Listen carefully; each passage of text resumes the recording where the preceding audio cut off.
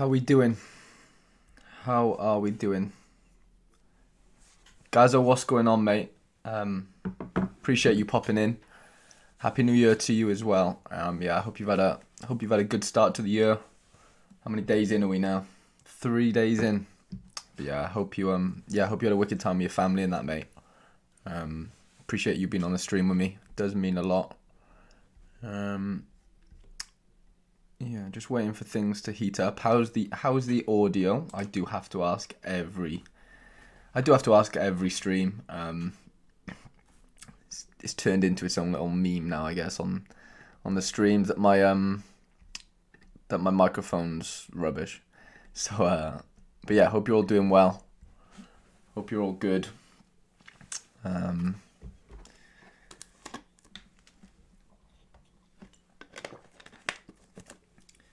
We'll see if any more turn up early on, and then we'll sort of get cracking. Not that I have any real structure to the video, to the stream, but we're just gonna do a whole lot of rambling, whole lot of talking, and hopefully have some fun whilst being here.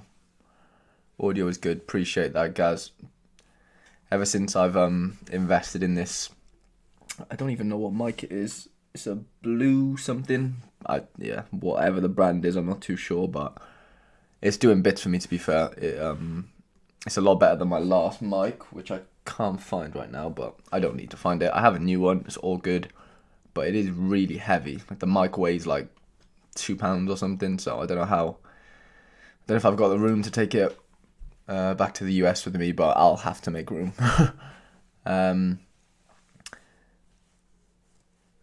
Alex, relax, mate. Relax yourself. I'm not in the whale league yet. Might never get there. Probably won't ever get there. PK Random, hey buddy. Happy New Year to you, mate. Rob, doing well, mate. I'm feeling all the J League talent. Yeah, that's the way, mate. I got a few hidden gems up my sleeve, shall we say. Simmer, what's going on, mate? Appreciate you all popping into the comments. It does mean a lot. And it just allows me to know who's watching. Not that you have to comment, but, it does make things a little easier. But, let's just get into it, right? So, we'll go live, and you should be able to see my screen now. And we've made some moves. As you can see, I still do have a balance. The whale from Wales, yeah. That was funny when you said that on Twitter. I like that a lot. It's funny. As you can see, I do have a bit of a balance, but I've sold cards since the Souza sale. So let's just type him in, right? So Vinicius Souza. We sold our Vinicius Souza super rare. How many days ago now? 4 days ago. Here he is.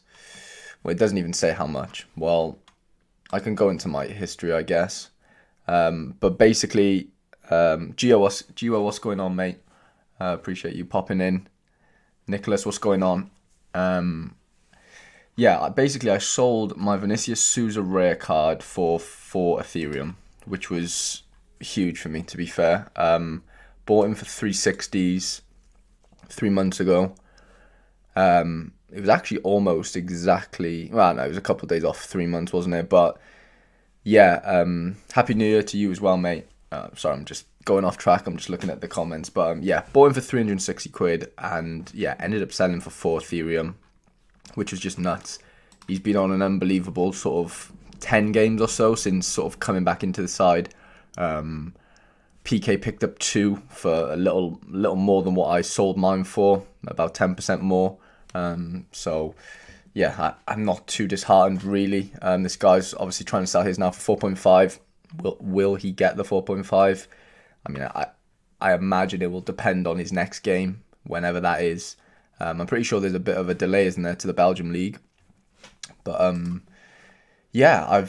spent that money, or spent that Ethereum on a few cards, and I've also got rid of a lot of my challenger cards that weren't under 23s as well, which was part of my re-strategy, hence the video.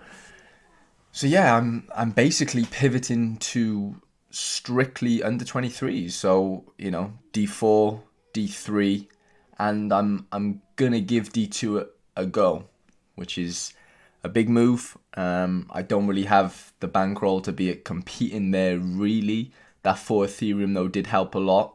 It meant I could diversify instead of having it all in that one Souza card. Although he was doing bits for me. I needed to. I didn't need to get rid of him, but I just felt like it was time to, and it, like I said, it allowed me to branch out a little bit. Sorry, I'm getting a few Discord messages. It allowed me to branch out a lot, basically. So we'll go into my cards now, and we'll just have a look at who I've bought since that sale, right? So I think it starts from this Eric Garcia, right? So yeah, 3 days ago was about the day that I obviously sold the Souza. This was the day that I got my got the Ethereum into the account, whatever. But I also started selling a lot of my challenger players off, which we will get into as well. I'll show you, I'll try and show you all them transactions. Aaron, what's going on, mate? I'm back off across the pond the end of this week. So yeah, this could be the last live stream in the UK for now. But heading back the end of this week, to be fair. But yeah, in terms of who I bought, right? So I'm a very impatient / impulsive Sorare spender. I think a lot of us can agree with that. I struggle to keep a cash balance. Obviously, I have a bit of a one now, but like you can obviously tell, I've spent that 4 Ethereum. It went pretty quick. I kind of spent more than that because I sold a few challenger players off, which, like I said, I'll get into. But yeah, Eric Garcia was the first sort of stellar signing, shall we say. Super rare Eric Garcia, 20 years old. He's this year's card. Played last night, to be fair, got a 60, which was decent. He got a clean sheet as well. So yeah, not the greatest score in the world, but not bad at all. Like, I'll take a 60 every day of the week from a super rare defender. And yeah, bought him for, I think it was 1.2 Ethereum. We can check on Sorare data just so I get the facts right. Yeah, I bought him for 1.2 Ethereum, right? So is it a good deal? I mean, his scores. Oh, wait, there we've got an offer. Oh, well, I'll have a look at that in a minute. But let me just show you Eric Garcia's Coltrane. What's going on, mate? Appreciate you popping into the stream. We've got way more than we usually have, which is really, really nice to see. So I do appreciate all you guys popping in. It does really mean a lot to me. So yeah, Eric Garcia, right? So look, he's not the best defender in the world. We know that. If you watch the Premier League, you watch Man City, he isn't the most physically demanding or imposing player in the world. But I just feel like this Barcelona move with Xavi, I really hope that he's going to become the next sort of Timber / Lisandro Martinez, in the sense of, all the third, what's called, like, final third passes and accurate passes, obviously. But I'm hoping he basically passes his way to 60s every game.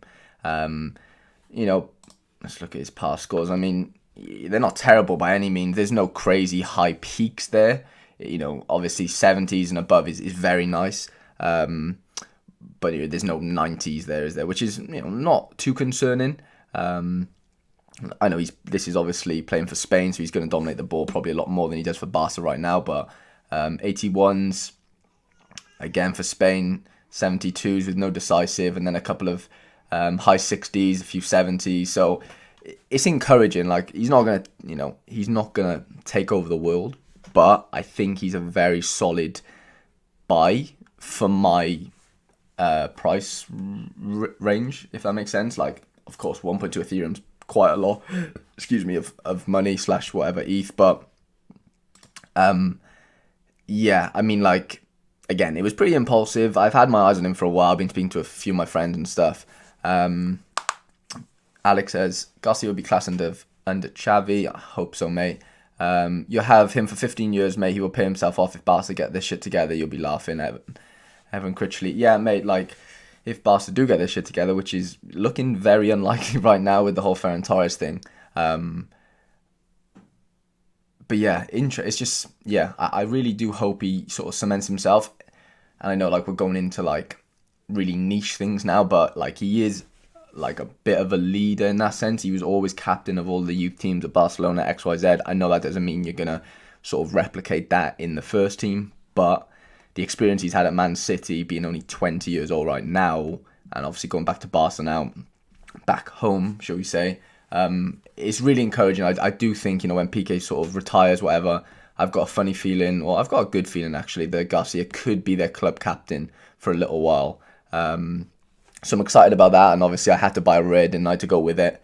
I mean, we're going back to stacks now. Look, Ansu Fati, obviously I got him 14 days ago now. Obviously he still plays for Barcelona. Not that that's going to really do much in terms of like a stack with Eric Garcia.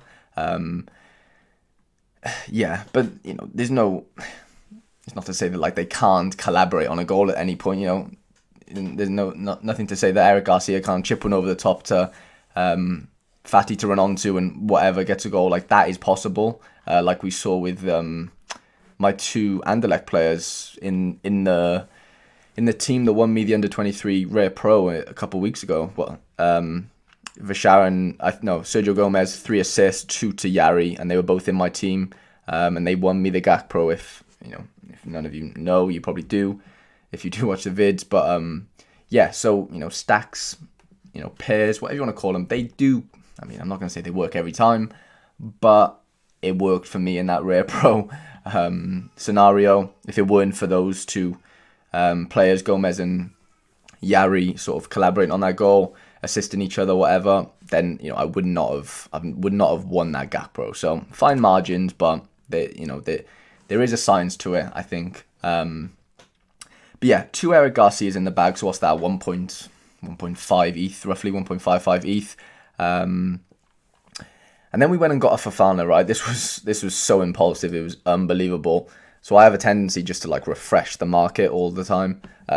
By market, I mean like, you know, the manager sales market. And I'll just, you know, filter to under 23s, whatever. And yeah, Mr. Wesley Fofana came on the market for 0.4 Ethereum. And I didn't even know that. This is the first time I've looked now, but all right, he's up for 0.55 now. Like I said, I got him for 0.4, which is obviously cheaper than what he's up for there. But at the time, like there was basically none up, and yeah, I just thought it was a really good buy in the sense of, you know, a defender of his age. Obviously he's been out for ages. He had a really bad injury. He's back in February.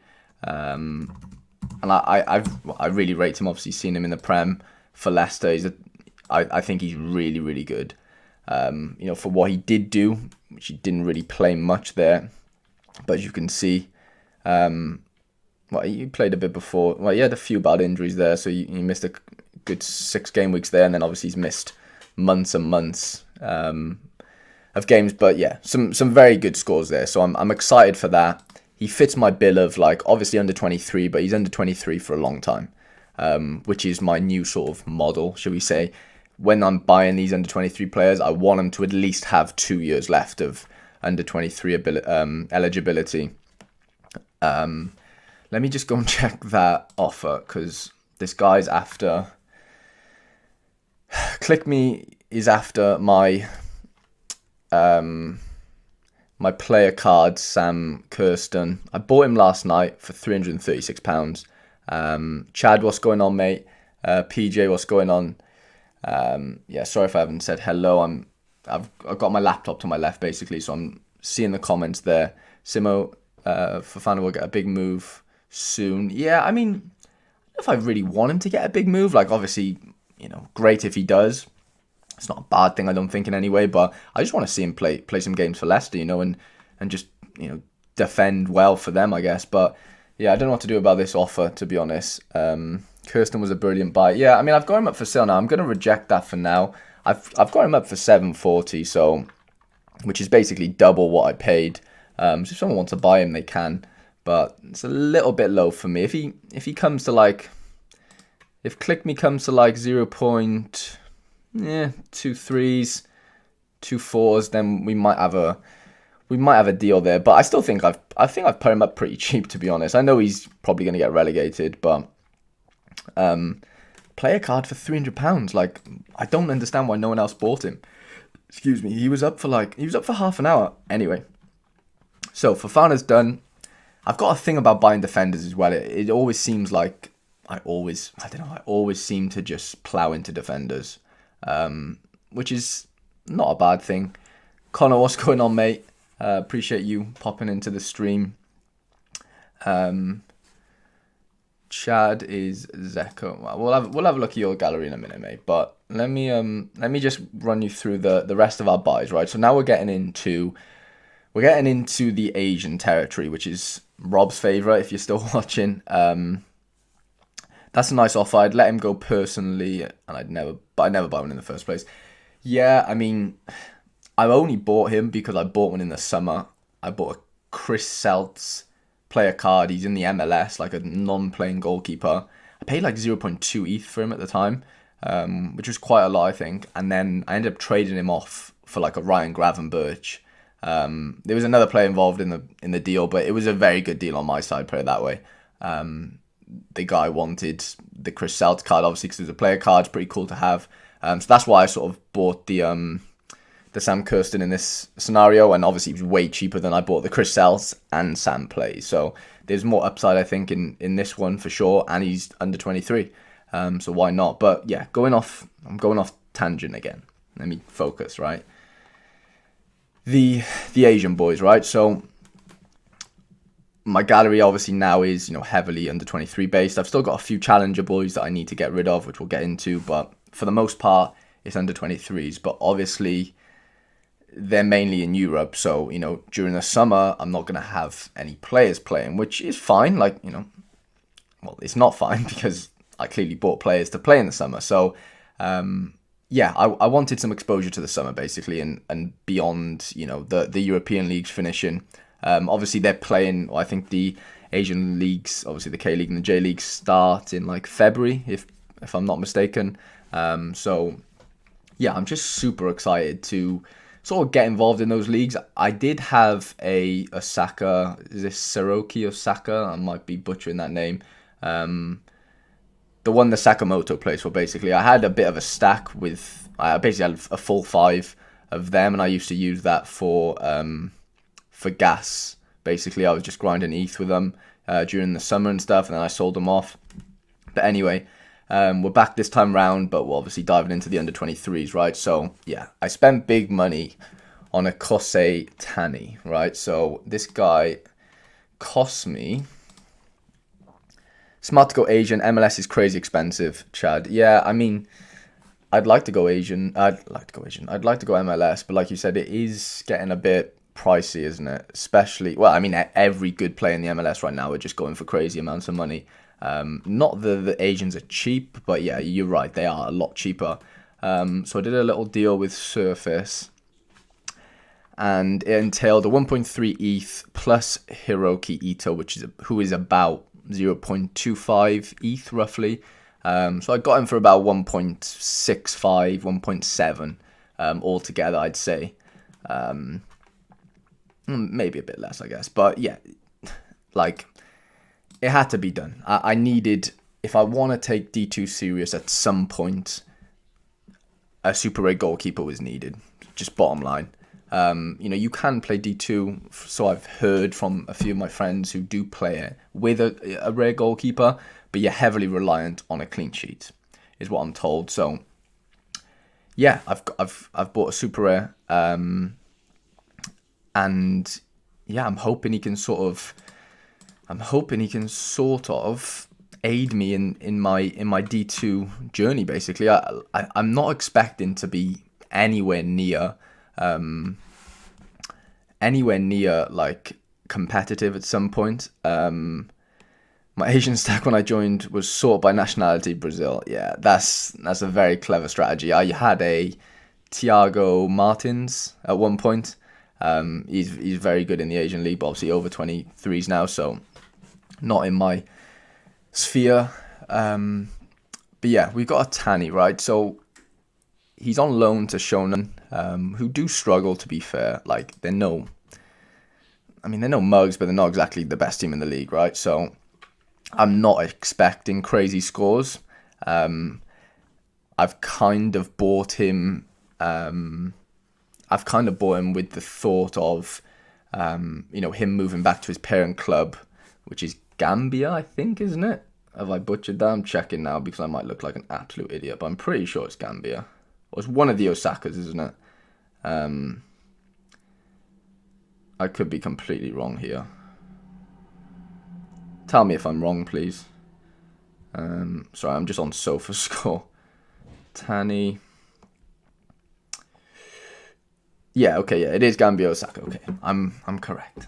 Thank God. Yeah, as you can tell, my Asian knowledge isn't great.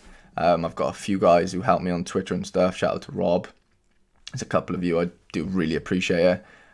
You've sort of helped me along the way in terms of sort of nailing down a few players. But yeah, Tani was at the heart of this. Now, under 23 to 2025, right? So I've got 3 years basically of under 23 eligibility. In that time, I'm hoping he goes back to his parent club, and obviously in a better team. So yeah, I'm hoping that his scores then will really improve. Is my thinking. And then by that point, not so much 2025, but let's say a year from now, I will have better under 23 super rares and stuff to sort of play with him. Is the thinking. No guarantees, obviously. Tani, I believe, has been loaned back for a 3rd season. Yeah, I don't know if you caught what I said. Sorry, guys, but yeah, I know he's been loaned back this season. I mean, like, beyond this season, if that makes sense. Sorry if I didn't make that clear, but yeah, I'm excited about him. Like, I'm not expecting to sort of yield his cost anytime soon. I'm hoping over the next sort of, up until 2025 that, he would have helped me, along the way of, winning a few prizes in D2. But obviously he's usable in D3 as well. Tani will all depend on whether he heads back to Europe after this season with Shonan. Okay, that's an interesting one as well. I didn't really think of that too much. But yeah, I guess that obviously is an option for any good Asian player who's playing in Asia. Obviously, Europe is probably the dream for all of them, I guess. So, makes complete sense. Don't know how I feel about that, really. So, I've got a question. What is your take on the under 23 D4 rewards currently? You feel like they've been hit hard since dynamic rewards, rightly or wrongly? I've spent the Christmas period upgrading my under 23s, hoping it improves. Yeah, under 23 rewards haven't been as good as under 23 rewards. Under 23 D4 rewards obviously haven't been as good as under 23 D3 in the sense of quality. Obviously, quantity. Obviously, there's more rewards on offer, but most of them are normally tier 2s, tier 3s. Whereas the D3 obviously cap at tier 2 really. So, and to be fair, there's nothing wrong with getting tier 2 under 23s. I think some of them can be very, very, very good. It's probably the D3s that are kind of questionable, I guess. But yeah, I mean, do I think they need improving? I don't know. It's hard to say. That there might need to be a little bit more of an evenly distributed. What I'm trying to say here, a more evenly distributed rewards. Between D3 and D4. So, whether they have to take a few tier 1s out of D3, throw them back into D4 or whatever it is, they probably need to be balanced a little bit.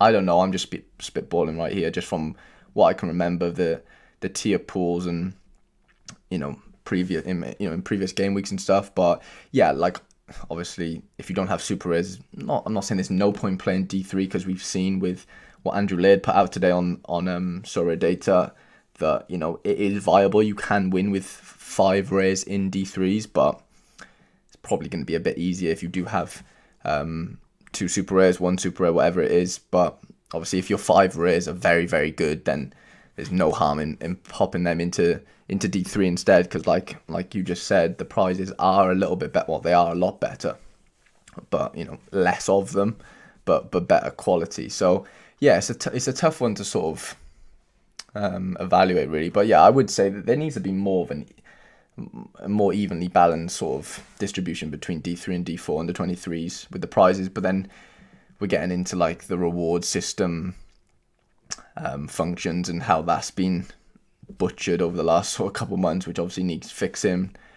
That's a whole other story, isn't it, really? But yeah, bottom line is D3 prizes are better right now. So yeah, maybe they need to be evened out between both, like I said. But next little player that we bought was Jong San Bin. So he is actually a K-League player. I was a bit reluctant to get on board with the K-League, but I've done it. It's done now. No going back. And yeah. Oh, I don't know what I'm doing here. Copy. I'm going to throw him into... Oh, Jesus Christ. Does that allow me to... No, I need to get rid of the Oh, what am I doing here? I'm having an absolute nightmare. Okay. Why isn't he coming up? Jesus Christ. What is going on here, guys? Can we see him? Can we see him? He's probably there, but I'm probably very blind. Okay, here he is. He's here. He is here. So, 19 years old, under 23 till 2026, which is what I'm looking for. I want as much under 23 utility as possible if under 23 is the only, tournament that I'll be playing from here on out. It's not to say that I can't pop into, Global All-Star Rare Pro or Global All-Star, obviously, to grind the Ethereum. But yeah, my main players, under 23 players, are going to be playing in under 23 divisions, either D2, D3, or D4. But yeah, this kid scored goals. Like, I've heard he's a bit suspect when it comes to injuries. He does miss the odd few games, but I think K-League players seem to get rotated a little bit anyway. So, I'm not expecting a nailed-on starter every game. I'm hoping he is. I paid like 0.44 Ethereum for him, which is pretty pricey for a player, of his sort of caliber. I don't know too much about the league. It's tough to say. Pavel Trader's got one up for 2.5 ETH, which is obviously not realistic. One sold 6 days ago for 0.37. So, yeah, and I take that point on board with the military service. I have heard about that. So, yeah, that's something I'm going to have to just deal with, I guess, when it comes. But I guess everyone's in the same boat, aren't they? Who own those type of players? But yeah, I just wanted a few more I just wanted another super rare forward option to go forward with. Will he be a definite star in a D2 team? Maybe not. But he gives me an option. If he starts scoring goals, then amazing. He gets thrown into the team. And he helps us win prizes, but he's not someone who I'm like having to buy where I'm like, right, I'm counting on this guy to score goals. Like, I was pretty close to buying a Daryl DK or Dyke, however you want to pronounce it, for like 1.25 Ethereum, super rare Dyke now. And I was just thinking, like, it's a lot of money. Like, I need him to score goals. Like, if I'm spending 1.2 Ethereum on a striker, on a super rare striker, he needs to score goals for me. So yeah, and sometimes goal scorers go without goals. It happens. Like, not every player scores every game, and I'm not expecting them to, but you do need to be scoring quite frequently to keep up your price if you're a striker, going for that type of price, because obviously we all know if you don't score goals, players eventually get dropped. They get out of the team, whatever, and prices drop. So yeah, you've got to be careful, of course. And 0.44 Ethereum, what isn't a crazy risk for me. He's 19, like I said. I've got a lot of utility. I'm gonna get a lot of utility out of him. I'm just excited to sort of get him involved really and see if he can do something for the gallery, to be honest. But the next buy was a Pavel Trader special, right? So rebought a Rihanna Nishio. Is that how we're going to pronounce it? I hope I haven't butchered that. You experts, can you please confirm that I've not butchered that name, please? That would be... what am I doing here? That would be very nice if you can confirm that for me. But yeah, decent, decent L5, decent L15, decent L40. Again, really young. He's he's going to be under 23 till 2025, which is perfect. It's what we want. Scores aren't out of this world. He had a really nice spell here. He was getting a few decisives, which is interesting. He plays at the back for Cesaro Osaka. Like I said, stupidly young, really. Military service less of an issue with the military team getting promoted. Yeah, Nicholas, I do think you were the one that told me, weren't you, on Twitter about that, to be fair. So that's good to know. But yeah, ended the season pretty well. 68 there with a 35 decisive. But he seems to get decisives, which is interesting for a defender. A lot of average scores here, 50s, high 50s, couple high 40s. Not going to take over the world. But I think he's going to improve my chances of sort of competing in and around the D3s, D2 sort of, areas. In terms of what I paid, can we see? I was going to show you what I paid for him. It was a trade, right, with Pavel, and I think he completely pulled my pants down. Obviously, I was the one who gave these players away, so it's on me. But this is who I gave away, right? I gave him 0.1 Ethereum plus Nouriel Fortuna, who I'm going to value at roughly 0.2 Ethereum. And then Patrick Horovsky, who's been amazing recently. His L5's ridiculous. He's been on fire for Genk. I paid like £700 for him, so I didn't spend too much on him. I think Fortuna I got in a trade as well. But let's say Horovsky's worth 0.25 maybe on a good day. I mean, I don't think there's any up right now. Let me check. Look, his L5 is ridiculous. So yeah, there's a couple up for 0. Well, obviously, he's got his up for 0.4. I don't think he'll sell for that. He might, but I'd be very shocked.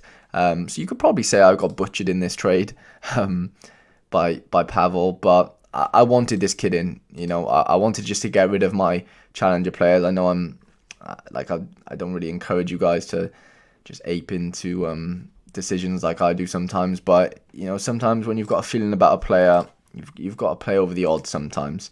And yeah, does Powell have a special list or something? Guy doesn't accept anything. It took a few goes. He didn't accept straight away, to be fair. But yeah, I mean, it's not a great deal. I mean, I have good interactions with Pavel, but yeah, I can see where you're coming from there. He's tough to get along with when it comes to offers and stuff. But yeah, like 9 months ago, he was going for this amount. 3 months ago, obviously a lot less when the season was over. This is like before the season started last year, I think. He was going for a nice sum, £3,000 there, 2.6 ETH.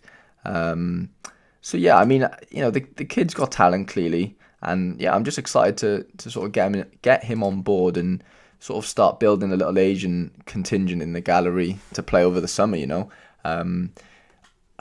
Right now, I can see myself playing, when all the European leagues finish and I've just got my Asian guys, I'll probably just play D3. So I'll probably run, like I'm just thinking now off the top of my head, I'll probably run Tani, Nishio, and then 3 rares. Unless this fella, Sang Bin, is firing him in. If he is sort of scoring, then, obviously we'll deploy him. But I can see the safest option being Tani and Nishio as my super rares and then going with 3 rares.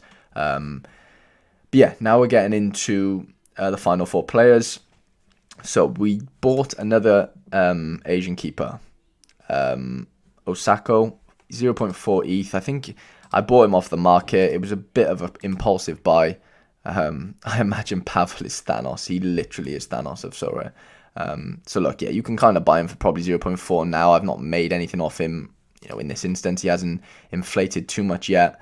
But from my sources, my Asian guys, or my Asian experts have told me that they expect Osaka to be number one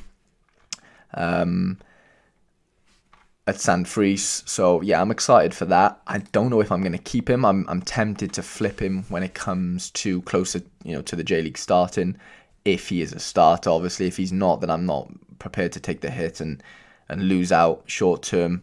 I'll probably just keep him long term and hope he sort of becomes number one in the near future. But yeah, I'm confident, and from, like I said, the guys I've spoken to have said should be number one. So I'm looking forward to that. It depends how many more rare Asian and more super rare Asians I get in, really, but I won't have enough to deploy a D4 Asian and a D3 Asian under 23s, I don't think. Although I have two goalkeepers right now, praying that Osaka is a starter. Or we'll see what happens, but I'll probably only be able to play one team during the summer after all the European leagues are finished, which is not the end of the world. I'm more than happy for that.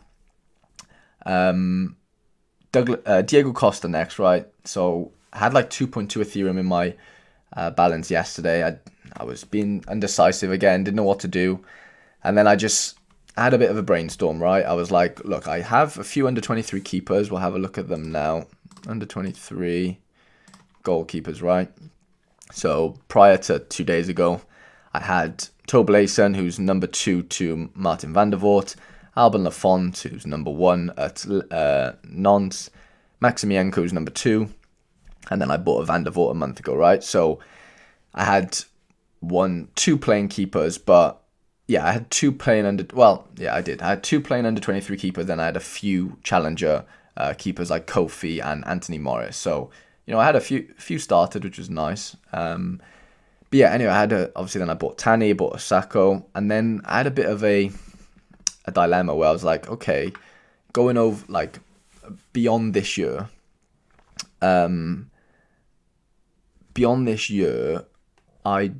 don't think I've got an under 23 keeper that's going to be playing in Europe and internationally. Lafont's probably not going to be in for France. Too much competition there. Van der Voort's probably on track to be the next Belgium keeper, I'd say, but he's far from it right now. I know Tani's involved in the Japanese sort of setup, but I'm not banking on anything with him. So I wanted to bring in a stellar goalkeeper, basically, and Donnarumma was obviously on the cards a little bit, but he was just over budget by probably 0.5 ETH at the time. I didn't really have the extra balance to go and get one, so I bought a Diego Costa. I paid a lot of money for him, man. I paid 1.9 Ethereum for him, but that is the going rate right now, which is crazy to think when people were getting him for like pennies. Not pennies, but a lot less than £5,000 a few months ago. So yeah, look, I'm getting a player that's playing for Porto. I don't think they've lost a game in like 40 games or something stupid like that. Obviously, a lot of clean sheets, which is what I want, which is what I need to compete. You pay for what you get, right? Like if you're paying 2 ETH for a goalkeeper, he's probably going to get you a few clean sheets. There's no guarantee. Obviously, I'm looking at previous data here, and I'm a big believer in, obviously it's all we can go off is previous data, but obviously, we're always looking for the next game, right? We don't know what's going to happen. We know no one has a crystal ball. I know data gives us, somewhat of an advantage and insight, but ultimately nobody knows what's going to happen. But I'd like to think, spending this much on a goalkeeper, I really think he will yield me what I've paid in him, over the next sort of 2 or 3 years. So he's eligible to 2024, which is nice. I think he's 22 right now.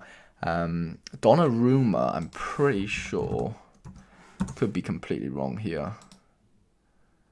Okay, yeah, so Donnarumma was only eligible till next year, right? So Costa has the extra year. That was another reason why I went for Costa, to be honest. Obviously, Donnarumma is probably going to be the best goalkeeper in the world for the next 5-10 years. So, yeah, like I don't think Costa is on his level in any way. But for what I'm getting a player who plays for the best team in his league. I know PSG are arguably the best team in their league. But I just feel like, obviously, you know, with Costa being involved with Portugal as well, obviously no guarantees they even get to the World Cup right now. So, you know, I haven't bought Costa for the World Cup per se, but, you know, you like to think Portugal reach, you know, these these tournaments, and obviously, you know, qualifiers, nations leagues, whatever.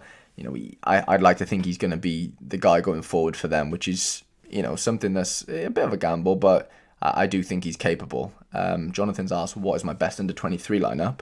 Funny you should say that, because one of the guys in my WhatsApp group gave us like a, I don't have Excel on here yet, but basically he gave us like the little spreadsheet that is very basic. You guys probably have things way more advanced than this, but yeah, I was just sort of having a look at, you know, my best sort of under 23 lineups basically, and mapping out what their scores would be. So yeah, I worked out like my best teams, tried to. This is going off like, you know, the Asian leagues and all the European leagues playing in the next sort of, you know, from February onwards, whatever. And yeah, like I could stretch and play 3 teams, but I don't know if I will. It depends on injuries. It depends on fixtures, of course. But yeah, I'd say this under 23 D4 team is my best under 23 lineup. Diogo Costa, Sergio Gomez, Vinicius Souza, Gakpo, and Diaby. It's like an their L5 average would be like 348 roughly, which is high.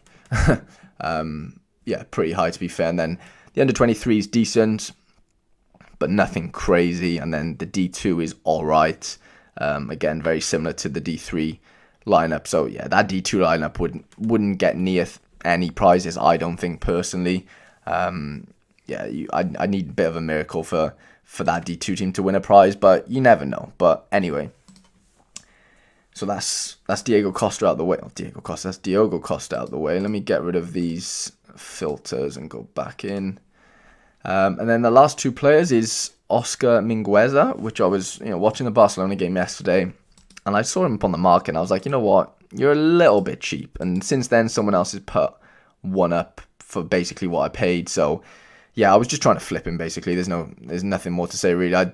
Obviously he plays for the same team as Eric Garcia, so you know, there could be a little defensive stack going on there if I wanted to. But yeah, I mean, I'm probably looking to get rid of him at some point, but I think he got injured last night. I know he came off injured. I don't know how bad the injury is, if anyone can sort of update me on that. But yeah, he was just for a quick flip, to be honest. There's nothing too crazy in that. And then the Sam Kirsten, again, I mean, it'd be nice to keep him, but if I can double my money on him, I will. But yeah, 4-5 Ethereum doesn't go too far, really, guys, when you're buying these under 23 goalkeepers. Only need good scoring next week, mate. Yeah, that's true. If Mingueza is in the squad and can play next week, obviously gets a good score. But he did get a really good score yesterday, 77. Obviously did get a decisive, so that's why his score was so high.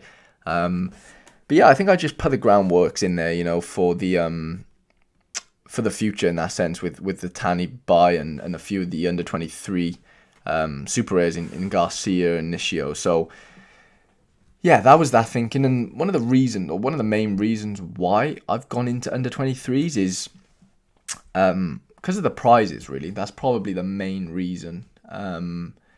I just feel like the prizes on offer in terms of like who is in the tier 2, who is in the tier 1, who is in the star rares, like they're worth so much in that sense. Like if you, obviously I won a Cody Gakpo, right? He's my first ever star rare. You know, that day I could have won a Haaland. You're looking at like 30k or whatever Haaland is right now, right? Which is crazy, really, isn't it? For winning a division on Sorare, like it's nuts. There's none up. He's 20k. Sorry, my bad, not 30k. But regardless, it's crazy money, right? So I just think the players on offer in the prize pools are better. They're obviously younger. They got more utility in that sense. And yeah, I just kind of want to get involved in that, to be honest. And my other thinking as well, if all my players in my gallery are all under 23, right, whether they're super rare or rare, Marcel, thank you for letting me know the Mingueza train with the team today. It's made my day. I appreciate that. I'll probably take him off the market now. Is he on the market? No, he's not. I've taken him off. So yeah, appreciate that information. But But yeah, in terms of like going back to like why I've aped into the under 23s only, like say now, from February onwards, right? All my players are playing games. The Asians are back, the Europeans are back. My thinking is like, if I do get injuries and stuff, I can manage my gallery a lot easier, in the sense of, because they're all under 23, they can all sort of, move up and down the divisions in that sense. Like, my usual D4 lineup, if a couple players are injured, I can sort of, amalgamate my D3 lineup and sort of take the best out of the D4 that's available and throw them into a nice D3. Like, there's more fluidity. It's probably the best word to describe it in my head. I don't know if that makes sense to you, but for me, I just think if all my players are D3, there's more fluidity in terms of like where I can put those players. If I want to play them in Challenger or Champions or Asia, those sort of divisions, I can, because they're still of that region. It's just obviously they're under 23 as well. They have more utility. And that's another reason I think they retain their price a lot better, because of the extra utility, right? You can play them in obviously, we're speaking of rares and super rares here, but obviously we can play them in all the rare pros, global rare pro, global rare for the Ethereum threshold, and then obviously under 23s, of course, under 23 rare pro, and then obviously all the divisions, the regions as well. So I do think there's obviously a reason why there's an under 23 premium, but I'm kind of okay with that, because I think they retain that price a lot better than players who aren't under 23s, right? Because they've got less utility, would be the easiest way to describe it, I think, which makes sense to me. But yeah, like when I started off the stream, like I'm nowhere near able to compete with the teams or with the super rares I have right now, really, in D2. Like right now, let's say February's here, I got Tanny in goals. Well, we can kind of do it now if you want. We could sort of mess around with, create a new squad. We'll just do a D2 lineup. You can help me, right? So we're just, can you filter by, oh, that's annoying. I was hoping you could filter by, okay, well, we'll do this. We'll go into lineup builder. We'll go into under 23 super rare. We'll go into no G players. We're going to do it this way, right? So let's say everyone's playing, or everyone has games. I know they don't right now, but this is just hypotheticals. What is my best under 23 D2 lineup right now? So we'll try and play with all super rares, but if we have to throw in a rare, we will. So what we'll do is we'll change the scarcities to super rare and filter again. So we're just looking at super rares for now, right? So, I've got a Vitinho super rare, Nishio Makun, who I've had for a little while, playing in the MLS, Eric Garcia, Nico Williams. So the obvious one would be Garcia here. I think you'd probably all agree with that. Nice and easy one. Got two options here. We've got Silamikers or Vasharan. Both obviously very talented players. They're no Vinicius Souza, but they can score quite well. Even though Vasharan had like 100 last game, before that he was pretty poor. So I'd probably go with Silamikers right now. He's more peaky for me. Like, he might get like a 31 game, but then he ends up getting like a 90 the next and another 50. Like, I don't know. There's more peaks to his scores, where Yari's either like 40, 40, 40, 40, 100, 40, 40, 40, 90. So yeah, they're harder to nail down those big scores with Yari, but Silamikers, I think, is a little bit easier to do so. And then forward, tough. Obviously, I don't know how Sangbin's going to start the season, so I'd like to go with him, hoping that he starts and stuff. Right now, Vitesse would be my go-to. Are you expecting Garcia to be a starter from now on, being a squad player for the most part? I'm expecting him to be a starter going forward. Like, whether he's going to be if you're getting clean sheets at Barcelona, you're not going to get dropped. That's just one thing I'll tell you. Obviously, if you're defending bad, then you're not going to play. It happens at any club. I just believe that if he's playing alongside PK, I think they'll have enough experience and defensive intelligence, whatever you want to call it, to sort of, I think they can cement a decent little partnership going there. I'm not saying he's gonna, be the first name on the team sheet for Barcelona, but I do think he could become club captain, to be honest, in the next few years. If his performances match his like willingness to win and his leadership skills, it's all good and well being a leader, but if you can't play football, there's no point, you're not going to make it, right? So, all those things need to come together. But I do think there is a leader in the making in him, to be honest, and he's only 20, so yeah, regardless. So we're going with Yorbe. He's probably the safest out of my 3 strikers right now. Isaac Lihaji looks like he's going to leave Lille. Hasn't played for ages and then randomly gets an assist out of nowhere and gets like a 72. So, yeah, weird, but yeah, I can't count on him playing right now. So I would go with Yorbe Vertessen. And then of what we've got left, I'd probably say it's either Yari or Nishio. I'd probably go with Yari just because he's a midfielder. There's more chance of a decisive. Even though Nishio seems to get a few decisives, that would be probably my D2 lineup for now. And if they all start, I'm in with a chance. Those players can get decisives.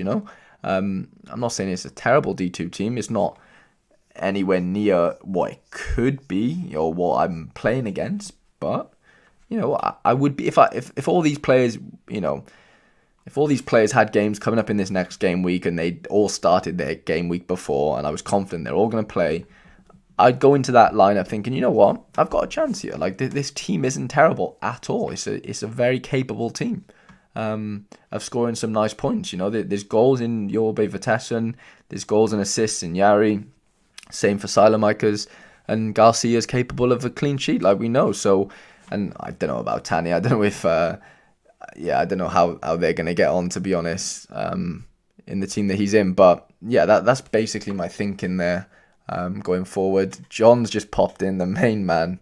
What is going on, mate? What is going on? I appreciate you popping in, mate. It does mean a lot. Just popping over and seeing my potential D2 lineups over the next sort of couple months. But yeah, I'm not going to be able to compete really. And unless by chance a lot of my players are sort of hitting hot streaks, but yeah, like I said, it's very unlikely. But we're just putting ourselves, we're sort of just heating up, we're getting there. We've put in a few of the groundworks, the foundations to, eventually compete at some level. But yeah, I mean, the goals for 2022. To obviously, keep improving the under-23 sides, but I just need to be winning rewards really from D4 and D3. That's ultimately how I'm going to sort of improve my gallery. That's the only way the things are going to get better for me in that sense. I need to win rewards in D2, in D4 and D3 under-23s. With those rewards, either keep them obviously if they improve my gallery, or sell them on and then, combine them if I can, and sort of buy some nice super rares that can help me then get into D2 and becoming more and more competitive there. So that is my sort of clear objective, where before I was just throwing out lineups in Challenger, Champion, under-23s, Rare Pro. I was doing a bit of everything basically, and it was working towards, over the last sort of couple weeks. How do we see what I've won? So since game week 224, so in 6 game weeks, I won 1, 2, 3, 4, 5. I won 5 tier 1s and 2 tier 2s in Hatate and Marcinho, and then obviously Sorare Gallery. So I've had a ridiculous 6 game weeks, right? Before that, obviously I won a Kofi here, and De Leon, Saloy. I've won a few decent players, but nothing like the last sort of 6 weeks. It's been ridiculous. So yeah, I've hit a really good little hot streak. As you can see, I've not won all these from. I've won Theo from under-23s. I won Gakpo from 23s, Hatate from 23s, but the rest have been Challenger and All-Star Pro. So yeah, I got nothing against Challenger and All-Star Pro. like you see, they've yielded me well. They've yielded me well. So I'm not knocking them at all, but I just think there's less competition in under 23s. When you're playing Challenger, you're always up against the Ajax stacks, and I'm not saying you're not up against them in under 23s, because you are in Anthony and Timber and Martinez. They do exist, of course, but I think if Ajax hit on most game days, which they do, those Ajax stacks mainly win the prizes in Challenger. It's just the way it works. And then in Champion, like I had some good teams in Champion. I could field some nice, Champion Rare Pro teams in like Patrick Schick Super Rare, I had Leo Dubois Super Rare, Anthony Lopez Rare, Lorenzo Pellegrini. I had some good players. On paper they're very, very good players, but could never win a prize. I never ever won one prize from Champion Europe, and I'm not saying you should not play it, but for me, it just didn't make sense. I could have probably went all in on Champions Europe and sold everything else and did what I'm doing now, but with Champion, and maybe won a few prizes. But I just don't think well, one, I don't have an appetite for it, and two, I just don't think the yield is there, really, because we all know Champions players are more expensive. I'm not saying I don't own Champions players, I do, but obviously I'm using them in under 23. That's all I really care about, right? So I understand there's a premium with Champions players, but I just don't think it's worth it, really. Like, and unless you've got Bayern stacks, Real Madrid stacks, unless you've got the top players, you very rarely, from what I've gathered, win in Champion. I'm not saying you can't win. I'm not saying it's impossible, but for the most part, you probably need. Well, obviously, you're going to need the best scorers in every division. That's just, or region. That's just how the game works. But ultimately, they're just way out of my price range, right? Like, I can't afford to buy a Kroos and a Benzema and Vinicius Souza. Like, these are all two ETH players plus for their rares. I'm just never going to compete there. Where, I'm not saying my under 23 players are cheap, but I've done it in a way that works for me. And yeah, I just think I can get more out of these players playing in under 23 than I would elsewhere. I don't know what you think of that. People are obviously going to disagree. People are going to agree, but that's my take on the situation. And I probably know more about under 23 players. I think that helps as well. Like, my knowledge base, I guess, is heavier, better, whatever word you want to call it, in under 23 players. And yeah, it just means I can sleep easy, not having to worry about these, not having to worry about the Ajax stacks of the world and the Real Madrid stacks and the Bayern stacks and the Liverpool stacks. I can just sleep easy knowing that I don't have to come up against them every weekend anymore, in full, if that makes sense. Obviously, there's going to be Trents. John's got a couple, we know, flying about. There's going to be the odd player from these good teams, obviously. Like, why wouldn't there be? But at least I don't have to, like, really worry about too many stacks in the 23s. There's obviously the PSV stack. There's a final stack going around. There's a couple, but for the most part, there's not too many. Alex agrees on the under 23 stance, done the same thing. Yeah, mate, like, I think many people probably will now, going forward, but it's only going to get more competitive. I'm not going to say that it's easier to win prizes there, but it's easier to sort of attain players that are going to help you win prizes, and you don't have to worry about these like super stacks as much, is what my brain's trying to tell you guys. Whether that makes sense or not, I don't know. Oscar's asking for a club tour. I mean, it's not a crazy amount to see really, but I'll just show you my players if you want. These are the super rares. Obviously, we've gone through all these. Silemikers. Got a Nico Williams for the future. I'm hoping big things come there. Vasharan, you've seen. McCoon, decent player, plays for Inter Miami, but they'll probably struggle this season, so I don't know how I feel about him. Trying to get rid of Giovanni Simeone, who's playing this game week coming up. So I'm hoping someone buys him before the end of this game week, which is 14 hours. Vitinho, not going to do much. Prizes are better quality, not going to win a 35-year-old. Yeah, I think I'll I've been rambling on for like an hour, and I think you've just encapsulated what I've tried to say for the last hour, basically. Prizes are better. You're not going to win a 35-year-old. That is the best way to describe it. Yeah, I cannot argue with that at all.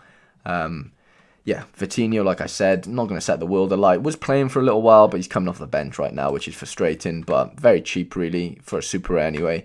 We've got Lucas Anderson. So a couple of these players, obviously, as you can tell, aren't under 23, right? So I'm still in the process of getting rid of my challengers. But a couple, like, I want to keep hold of, like, in this sense. Anderson, bought him for 300 quid 2 months ago. I think he could be a bit of a gem. I don't know if his... I'm going to type him in, right? I don't know if... There's not many cards of him at all. I think he's got like 5 or 6. Why isn't that coming up? Have I spelled Anderson? No, it's Andersen, not Anderson. So I don't even know if he's going to get... Yeah, so you can't even see his scores, right? Because he's been out for so long, basically. And they won... I don't think Opta were covering the... Is it the Danish league? So yeah, anyway... Basically, he's the club captain. I think he used to play for Ajax. He's a bit of a baller. Did his ACL. Haven't played for ages. But I think he's going to come back. And I'm hoping he comes back and sort of sets the world alight in the old Danish league. So, going to keep on to him. We've got a Lezchuk that I've had for a little while. I don't really want to sell him. I'm waiting for him to either get a move or become Dynamo #1. That's one tip I can give you guys if you're a beginner watching this. Don't sell your second string goalkeepers, like, you know, the number 2s basically, because you'd be surprised how many times number 1s get injured, suspended, lose their place. I've seen that myself with Maximienko, which we will get over in a minute. So yeah, it happens a lot. I wouldn't undersell your second string goalkeepers. Selling a Mamathiam, one went for like 0.75 ETH a couple of days ago. He's an absolute beast. He's won me so many rewards recently. He's just been unbelievable. I don't really want to get rid of him, but he doesn't fit my strategy, of course, so he probably has to go. Fomin was doing really nice at the start of the season, but he struggled recently. Plays for Russia as well. I think there's one on the market for like 0.4 Ethereum or something. Yeah, 4.7. I think he'll be more expensive than that when the league comes round again. And then we've got a Lahaji who has struggled really for game time. He got an assist last game off the bench, but doesn't play apart from that, which is frustrating. But he's only 19, so that's all good. Layson, second goalkeeper to Van der Voort. Excuse me, hoping he gets the #1 spot at some point at Genk. And obviously I've got a super rare, so that could be a bit of a gold mine if things work out there. Florentino Luis, super rare. On loan at Getafe. I thought he'd play more than he is right now. Getafe beats Real Madrid in the week. He come off the bench. I'm a little bit disappointed in him in his playing time, but it is what it is. I'm in it for the long haul with him. I've had him for a while now, 10 months. And yeah, this is almost rare. I don't really want to go through them all. Not that there's that many, but we're not going to give descriptions on them all. But I'm trying to sell the font because I've got the Diogo Costa now. So yeah, looking to sell my Lafont, even though he is 23s, but I don't need like 4 under 23 goalkeepers. 3 is more than enough. Pino actually got an assist off the bench tonight, for Villarreal, which was nice. And yeah, you've basically seen the rest. Well, not all the rest. I've got a few Nico Williamses, so I've got 3 rares. Hoping he gets a move, but I'm not confident he does. I don't think Liverpool are going to get rid of him. Which is frustrating. Obviously, we got the Gakpo, Ishmael Kanduz, who was part of my Anthony Morris and Teddy Twamer stack. My challenger boys. Now we're getting into some of the big boys. Vinicius Souza, who's actually my friend. I'm looking after him for now. He's loaned him to me basically because he doesn't have any players to play Souza with, so that's obviously really kind of him. So yeah, I have a Souza, but he's not technically mine to keep. And then we've got an Ansu Fati, which I'm hoping is going to be the next Mbappe, or better than Mbappe. 19, obviously struggled with injuries, but I'm hoping he's going to explode basically this year. Who is the one player who is the one player you would really struggle to let go? Alex, are you asking under 23 or like in general? If you're saying under 20, or anyone that I own. Oh, there's a few. There's a few. There's no one, like, it's weird. I've got rid of a few guys recently. Like, Douglas Santos was like one of my first buys. I'm gonna go into my my offers received, right? Like recently. So look, okay. So here, a couple of days ago, I sold a Douglas Santos. He was like one of my first buys, right? Okay, I know you're asking under 23s, but I'm showing you anyway. A couple of the guys I've sold recently. I sold my Pomazun, who was a reward. Sold my Kofi, who was a reward as well, to be fair. Sold my Twema, who I bought. I probably should have taken this offer for Simeone, but I didn't. Regret it now. I'm just looking here. See, there was the Souza 4 ETH deal. He actually sent me more before that, and then, yeah, I don't know what happened there, but missed out on 100 quid. Had a few offers there for him. I'm just looking at... I sold off a few of my limited cards. I gave away quite a few limited cards as well. I don't even know what I'm looking at now. But yeah, basically I was just trying to show you all the players I've sold recently. I basically sold all my challenger players that I could, and then the rest I've still got them, but I am looking to sell off. But who would I really struggle to sell? Because of an attachment, I guess. I don't think I'd ever sell Nico Williams. I know I only got him 12 days ago, but I don't think I will ever sell him. Being Welsh, he's the only player that I own that I wouldn't say know personally, but I've worked with personally. A couple of years ago when I was on work experience, or I did like an internship with the Welsh under-19s team basically, and he was there at the time. So yeah, it'd be very hard to let go of that super rare Nico Williams. I'd get rid of a few of the rares maybe, when he's playing again and I don't need 3 rares. It would probably be Nico. I don't see me selling Fatty at all. Who else? Diaby would be tough to sell. I love the 1920 cards, like the design. I don't know about you guys, but I love this design so much. I'd struggle to get rid of Wrench. I've got a couple Jack de Vries just flying around. I'm hoping he does something at Venezia, but he's not doing anything right now. Company, I'd probably get rid of Company if I had to. I don't think I'd get rid of Arson at all. Doku's up there. I wouldn't get rid of my rookie Doku. I'd really struggle to get rid of him. Yeah, I love him. I do really, really like Doku. I mean, he struggled with injuries recently, scored on his last game, first game of 2022 for him. Yeah, I just think this guy's got a lot to give. And it seems like I've got a lot of Belgium talent. Yariv, Yorbe, Silamikers, Doku. I've quite a who else? Van der Voort. I've got quite a few Belgiums. I have Wrench expecting big things. Yeah, mate, I really rate Wrench. I think he's class, to be fair. I inquired about a super rare, but the guy wanted too much. He was never going to sell to me, to be honest. So that was a little bit annoying. I'd love a super rare Wrench. That would be awesome, but I just don't think I have the bankroll for that. But a rare is more than good. Yeah, I think is it Mazouari who's going to leave Ajax. I think his contract's up or whatever. So it looks like Wrench is going to be the replacement there, which is exciting. Yeah, I'm excited about the Wrench situation next season. Alex said, got some lovely cards. Yeah, I've got a few not so much old cards, but I don't know. I just really, really like the 1920. How do you even? Yeah, is it card edition? No, season. Yeah, I just really, really like it. I had more, but I've sold a few off, to be fair, which I regret. J4th bought his super rare for something reasonable. Yeah, I think he paid like 1.5 ETH, to be fair. I asked Josh about that. Yeah, he had a good deal. I think he was that Buzzing Paul guy. I think he sold up on Sorare basically. So yeah, he was not giving away his cards, but selling them for a nice price basically. So yeah, he had a really nice price on that. Josh did. But yeah, guys, I have a team playing right now, but it's not doing anything. Pino was kind of decent choice from me. Pino, although he didn't start, he got an assist. Nico obviously didn't play against Chelsea. Kind of surprised. Loads of you guys rate Doku. Personally, think he's about Damari Gray level.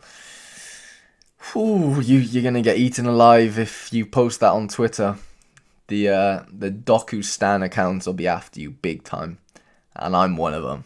I mean, I don't know how you can say that in the sense of like this kid's, played in European Championships for Belgium at like 18, 19. So for me, I don't know how you can compare him to a Damari Gray who's never played for England. I think he's now going to go and play for Jamaica.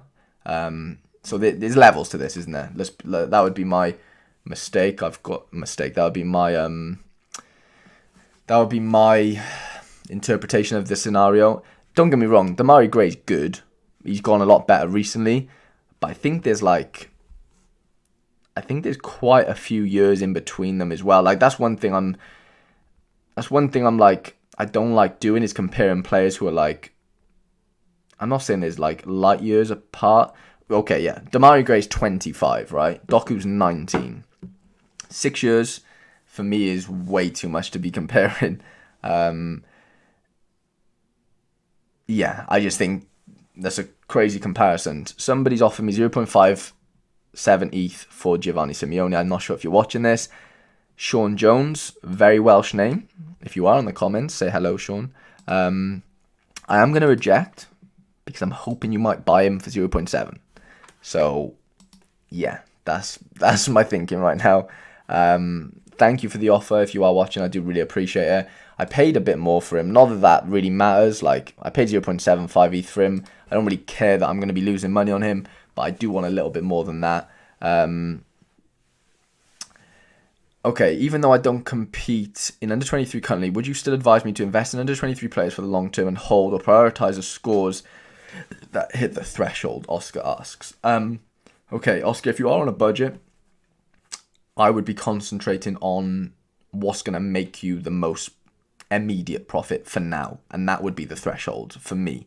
I wouldn't personally be buying under 23 cards and not using them just for like long-term investments. I'm not saying no one should do that, but if you're on a budget and you're just playing for threshold, I would concentrate on winning that threshold every week. I think that would be your best ROI. This is just me spitballing. I don't have the numbers in front of me, but this is just what I'm thinking. This is what probably I would do. I'm not saying it's a bad thing to buy some under 23 players. Look, if they're cheap enough and you think you can make a good margin on them, then go for it. But if that's taken away from like you improving your threshold team and ensuring that you earn the 0.01/0.02 Ethereum threshold each week, then I would be looking to improve that team over buying under 23 players that you're not going to play, if that makes sense.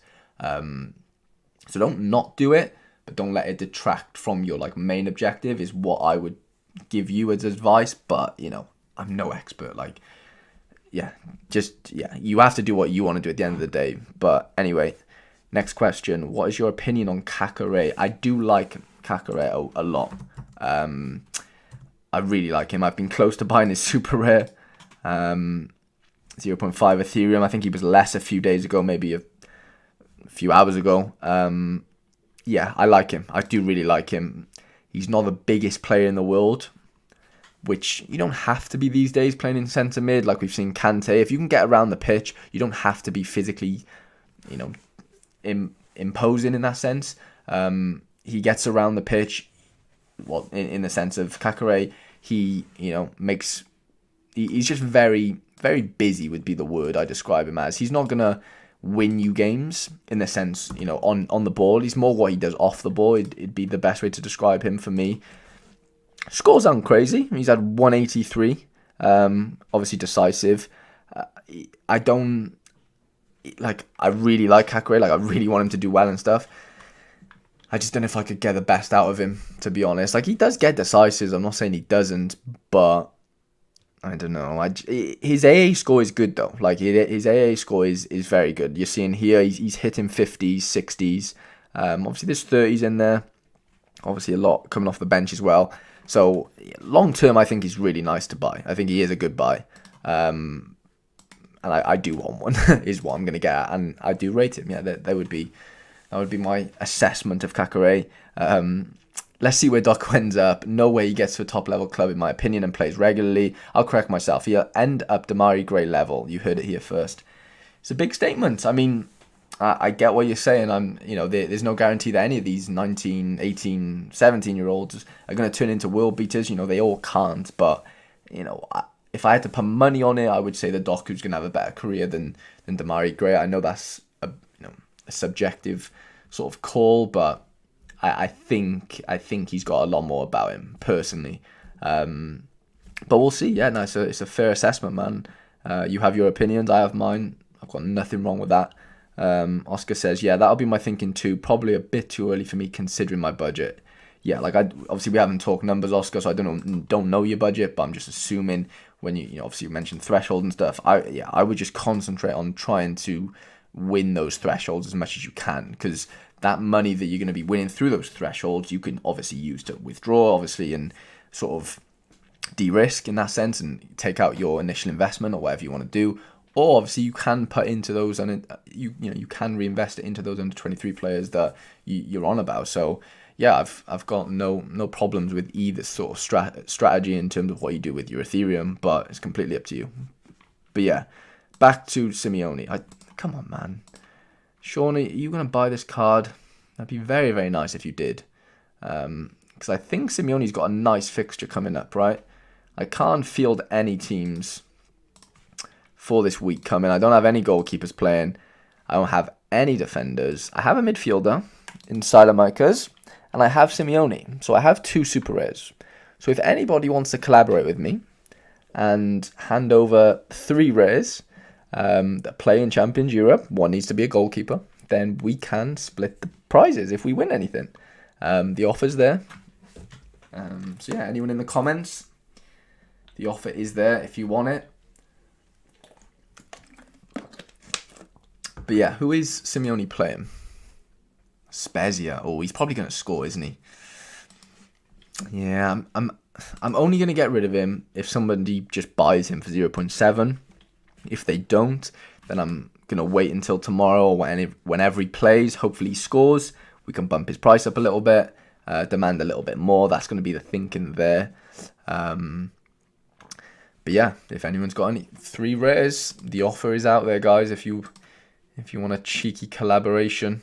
But yeah, I also haven't received my Sorare Mega prizes yet. I think, what game week was it? Was it this game week I won? No, it wasn't this game week. It must have been this game week. Yeah, it was. I finished in Mega 5. I finished 9th. So I will be getting a limited reward for that. And I also finished 3rd. No, in Mega 8, was it? It must have been Mega 8. Yeah, we finished 3rd in Mega 8. So I should be getting a decent card there. Professor Tekker's at the top, leading the way. He'll get a rare card for that, to be fair, which is nice. Yeah, so 2nd to 11th get a limited card. So I was 3rd. Obviously, I get a limited, which is super nice. I'm excited for those rewards. Obviously, I'm not big into limiteds right now. I'd still have a couple. Well, I have a few legends. I can maybe speak on that. I have my Souza that I won from game week 200, which was the the La Liga launch, I think. Was that right? Yeah, I probably won't ever sell this card. That's Alex, going back to your question. I wouldn't sell him, even though he's not under 23. I have a Dante Sealy 1 of 1,000, which I bought 5 months ago when limiteds first came out. Don't know why I bought him. Obviously, I like the 1 of 1,000, but I don't have the money to be spending extra on 1 of 1,000s. And then I bought 2 training goalkeepers. But in terms of the legends, right? Bought them 5 days ago. Yeah, the guys at Sorare, Nicholas, Brian, whoever, have been mentioning on Twitter that, they're going to give legends utility, in 2022. So I've bought on. I've bought them. I've bought a couple. I think Cruyff would get the scores of the Ajax forwards. Is what I'm guessing. From obviously him playing there, and then Di Stefano would get the Real Madrid forward. So Benzema, or whoever plays there, I guess, or whoever scores the best there. Danny, is this platform profitable? How are you doing profit wise? So I'm not going to give you exact numbers because I don't have like the exact amount that I've put in, but let's just go off rough numbers, right? I've got 1.1 Ethereum in there, and then let's call the galleries worth 25 Ethereum, right? For argument's sake, this is not an exact valuation, but it's rough. It's good enough for now, right? 25 Ethereum, so let's call it $90,000, whatever. I've almost 10x my money, I would say, in the last year. So you can work out how much I've roughly put in by me saying that. So yeah, it's been profitable for me for sure. I've done a lot of trading in that time. Like I haven't been able to win or sort of make my gallery that big in that amount of time by just winning cards. Only the last sort of couple weeks have I won a lot of prize cards, that I've sold on for profit, of course. Before that, I was doing a lot of trading. Buying cards when they were cheap. Obviously, they end up playing well, scoring well, and then I ended up selling them on for a profit. I did a lot of trades as well. I've made some bad calls. I traded my Lewandowski quite early on for like four under 23 players. Looking back, it was a poor trade from me, but hindsight's a wonderful thing. But I've been profitable so far. I haven't taken anything out of Sorare, so technically I've not made anything. Would be the best way to describe it. But yeah, paper profits. I've done well. I've done pretty well considering I've been on. It's nearly a year, so I started in January 19th. Yeah, appreciate that, Hoodwink. It's not a I wouldn't say it's a definitive 10x, but it's near enough. It's close enough, probably like an 8.5, 9. But yeah, we're not being exact here, but yeah, that would be my best way to describe it. Look, are we going to 10x from here? Like, obviously, it started 2022 right now. By the end of 2022, will have we all 10x'd our galleries? I have no idea. I genuinely don't have any idea. Nobody knows. If they know, they're lying to you. Do I think it's going to be a big year for Sorare? Absolutely. I think it's going to be huge. With what the team have in store in terms of like how many people they're going to be, employees they're going to be hiring, and they're bringing out the app, which I think is going to be massive for onboarding new users. If they get the Premier League, which it looks like they will at some point, I don't know when, even though You Never Walk Alone doesn't seem to think so. But yeah, I think it's going to be a massive year. Do I see my gallery 10xing from here in the next year? Probably not. That's probably unrealistic. But when I joined in January 2021, did I think it would 10x? No, I didn't. There was a big boom in February, March. The Gary V boom, if you've heard of it. If you haven't, basically Gary V got involved, and prices went crazy, to be honest. Prices 10x'd then. So I was on the platform for like a month, bought a few players, and prices, like I bought a Cade Cowell, right? I remember, this is just an example. I bought Cade Cowell at the time. I bought his rare, okay, for like £45. And now he's selling for £450. But he was selling for £450 like in February, March time. So I 10x my money on some of these players like very, very quickly. So like, in a way, I made that 10x quite early on, and then I reinvested that money again into other players and X, Y, and Z, and things just snowballed, I guess. But yeah, do I think somebody coming into Sorare now, today, can you be profitable? Of course. I've got a few of my family members that I've told, I've told them about Sorare and stuff, and they've put a little bit of money in and seen if they can sort of grind Ethereum and stuff that way, and see if they're profitable. I'm not saying everyone joining is going to be profitable. That's not how things work. I don't think everyone can make money in that sense. Like, surely that would be a pyramid scheme, right? Rob's asking if I've got my eyes on a unique. I did at one point when I had a bigger balance than 1 ETH, but no, I don't think I've got the bank balance for a unique, to be honest. I might be able to pick up like a really undercover unique that isn't playing right now, like a 17-year-old kid from Belgium or something, I don't know. But right now, no, there's no way I can afford a unique card. But I would love to get one, to be fair, to obviously play in D2 at some point. But back to what I was saying in terms of profitability, because I know loads of you guys would probably be interested in that. Like I'm no expert. Like I fell into Sorare in January. I saw quite a few people on my Twitter going over. Obviously, I was heavily involved in Football Index, and that all collapsed and whatever. So I, had a bit of money in Sorare as well. At one point, I was in Football Index and Sorare, so diversification, whatever. And yeah, luckily it worked out for me. Like it really has worked out for me big time. I'm not saying that if I've made some good calls as well. Like I've made some good trades. I've bought some good players. My knowledge of football previous to Sorare has helped in the sense, like, I was on Football Index, which was a similar platform in a way, even though it's not similar at all. But in the sense like fantasy football, right, or whatever you want to call it. I knew not a lot, but I knew enough to where when I first joined the platform, I was buying players like Douglas Santos for like £80, Lorenzo Pellegrini for £80. All these players I knew that scored well on matrices, if that makes sense.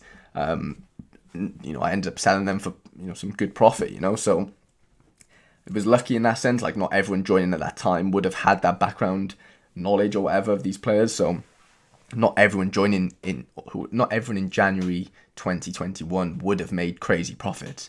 A lot of people probably did. It was very hard to lose money at that point when the Gary V boom happened, and then during the summer there was a big period of like staleness, I would say, like from like May, June, July, August-ish. I personally wasn't doing much in that sense. I wasn't very active, making much money, Ethereum, whatever you want to call it. So yeah, but I know I'm backtracking now and whatever, but do I think if somebody joins right now, will they be profitable? There's lots of that question is very open though. Like very open. So like, one, it would be what's your expectations? Two, how much money you coming in with? Danny, if you want to give me a number, like let's say, like, I don't know, let's go with someone coming in with like $5,000, right? Can someone come in with $5,000 and be profitable on Sorare right now? My immediate answer would be yes.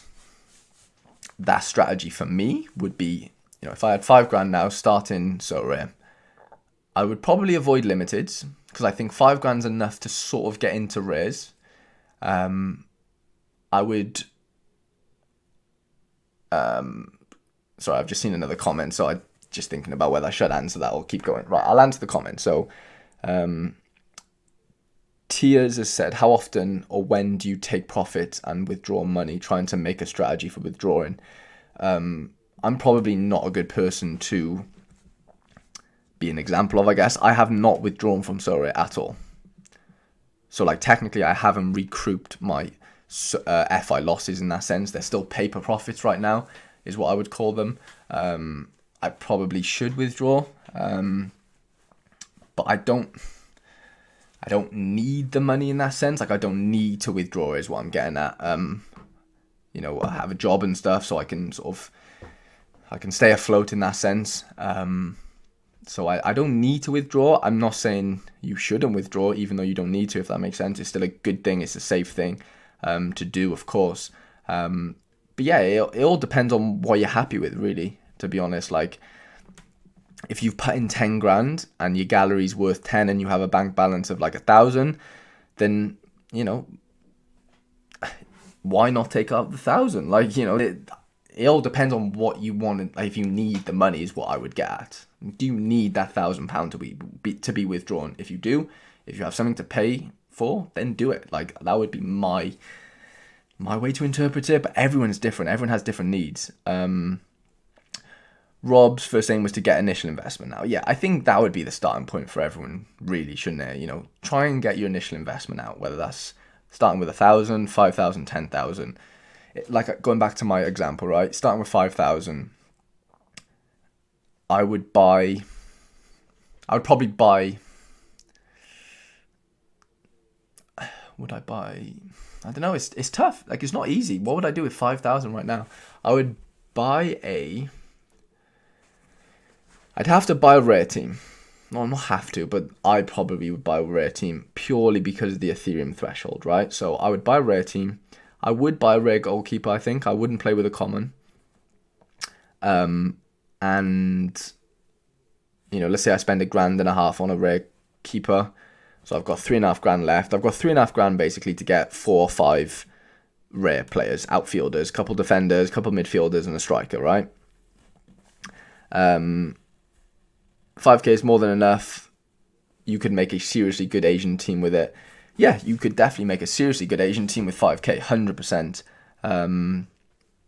Simo, I've had to withdraw just purely because of the FI fiasco, so I've covered that. I'm pretty much now playing risk-free, which is a relief. Simo, I take my hat off to you. That's like the most sensible thing you can ever do.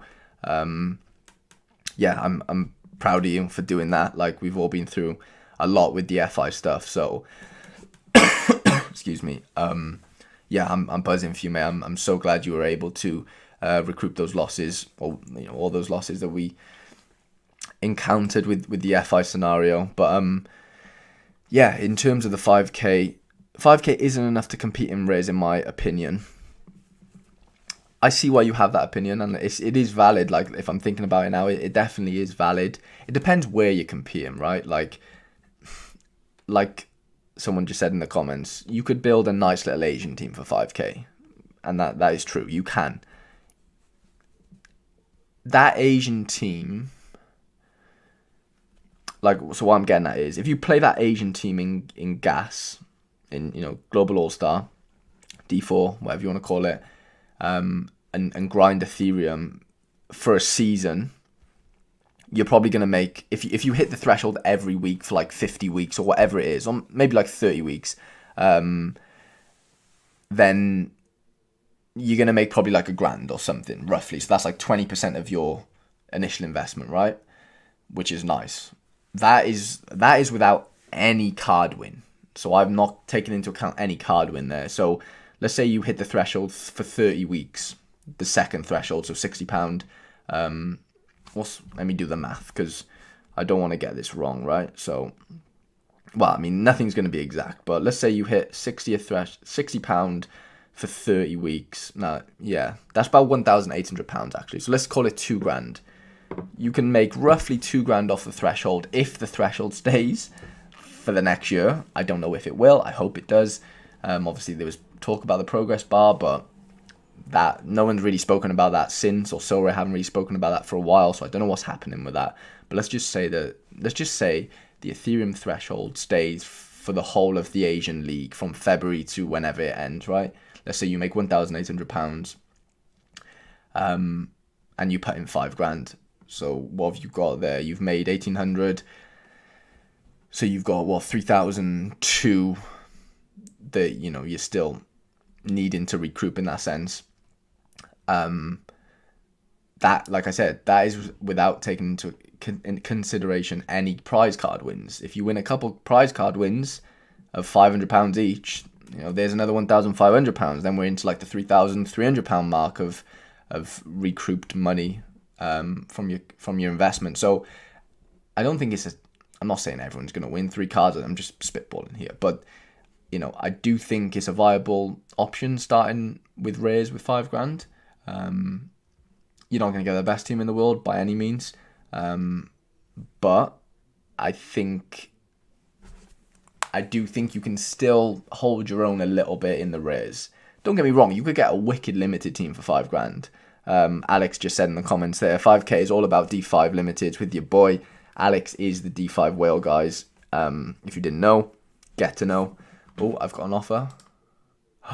Somebody's just bought my can-dos. Okay. Okay. Okay. £230. I think I sold it at a loss. Yeah, we did sell it at a loss. Only marginally, though. We take that.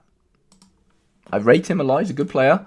But I've got too many defenders now. So, off topic, but going back. Alex is the whale.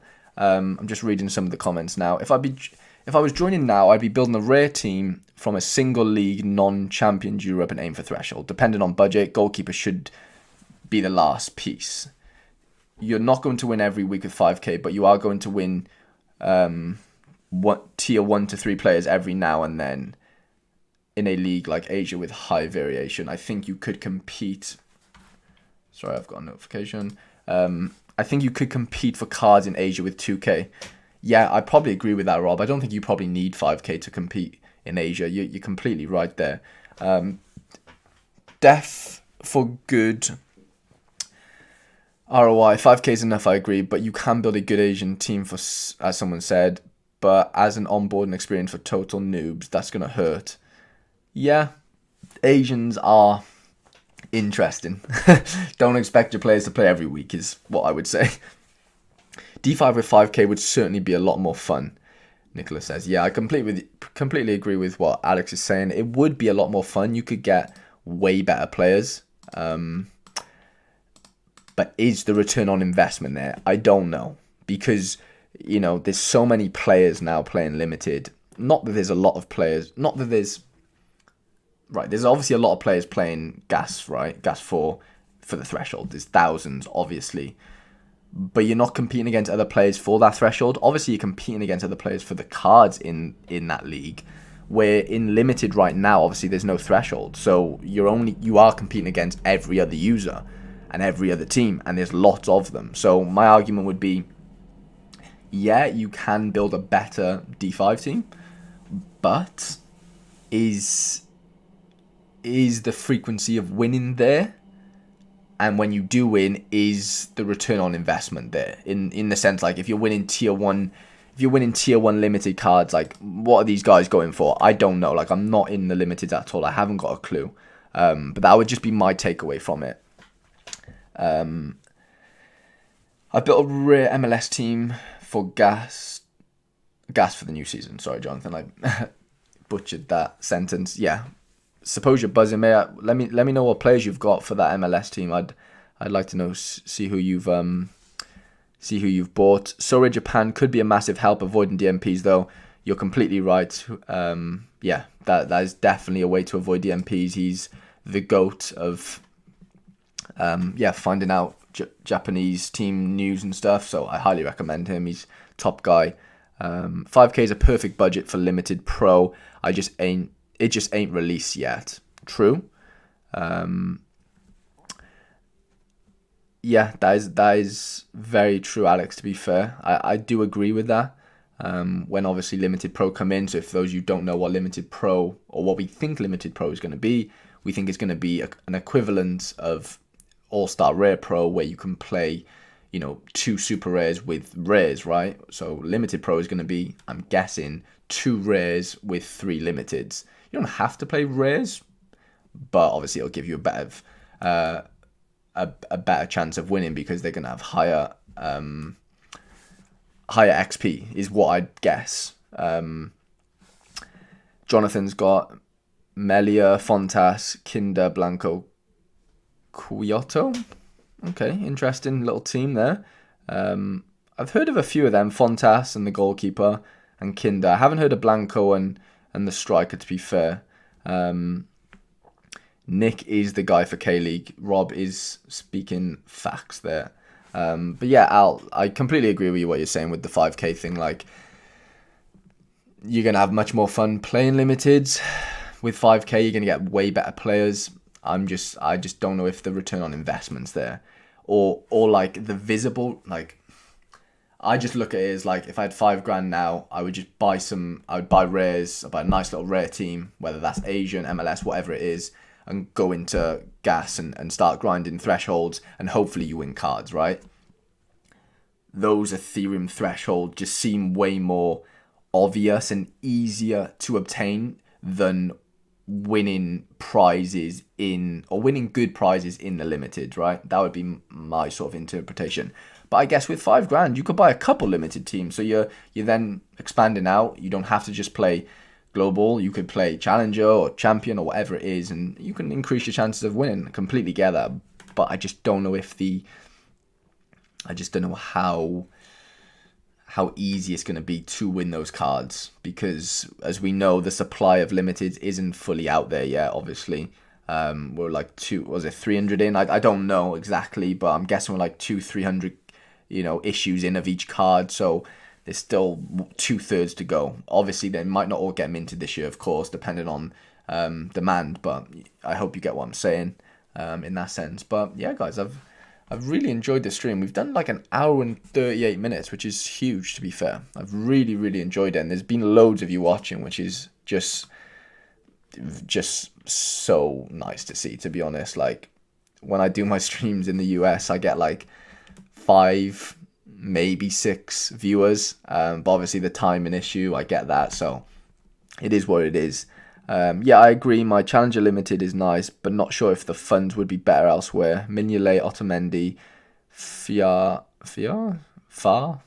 I don't know. Got to say Ito. I like that. I like Ito a lot. He's quality. If you believe in massive onboarding this year, Limited is the place to be, but the supply versus demand still scares me. Jonathan, it's hard, but watch if I sell my Limited Pro comes out the next day. Legend, Harry. I appreciate that, Simo. A lot, man. You're a legend as well. Us FI boys have to stick together, man, through thick and thin. But yeah, guys, I'm probably going to leave the stream there. Like I said, it's been like an hour and 40 minutes, or maybe even longer. I've really, really enjoyed it. I appreciate all you guys watching. It's been amazing. Like, genuinely, I'm so thankful for you guys popping in. Obviously, we've had a few newcomers as well, which has been nice to sort of engage with and try and teach them something new, I guess. And all you guys in the comments as well, man. It honestly just fills me with joy, like, genuinely. I do really, really appreciate it. So yeah, hopefully what's his name? Hopefully Simeone sells overnight, which would be nice. Nice little 0.7 ETH, although we would lose money on him. It is what it is. You can't win them all. Especially when I've said, obviously, I want to change my strategy and stuff. So, yeah, I do really appreciate you guys watching. If you could leave a like, I know 15 of you have, which is unbelievable. If the rest of you that are still here could leave a like, that would be so amazing. But yeah, what day is it today? Monday? Yeah, I leave on Friday. I might do a stream. Well, I don't know, actually. I do have a guest appearance on someone's podcast in the week. I won't say who. I won't give it away, but I am a guest on a podcast soon, or this week. So look out for that. I'm not sure when it's coming out. But yeah, I do really appreciate you guys watching. And yeah, next time you'll see me in a stream, I should be in the States if I don't catch COVID. But yeah, I do really appreciate you guys watching, like I said.